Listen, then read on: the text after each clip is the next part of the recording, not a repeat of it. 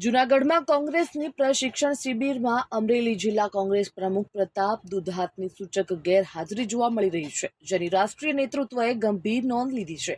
આ અંગે કોંગ્રેસના રાષ્ટ્રીય મહાસચિવ કેસી વેણુગોપાલે કહ્યું હતું કે કોંગ્રેસમાં જે લોકો કામ કરે છે તેમને પ્રોત્સાહન મળશે, જે લોકો કામ નહીં કરે તેમની પાસેથી હોદ્દો છીનવી લેવામાં આવશે।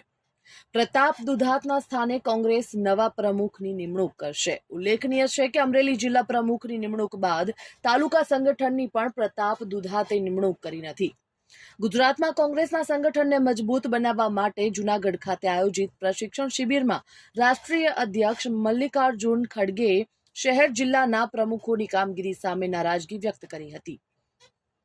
10 સપ્ટેમ્બરના રોજ યોજાયેલી આ શિબિરમાં તેમણે સ્પષ્ટ શબ્દોમાં જણાવ્યું હતું કે જે નેતાઓ કામ કરવા ઈચ્છતા નથી તેમને પક્ષમાંથી તાત્કાલિક બહાર કાઢી મૂકવા જોઈએ।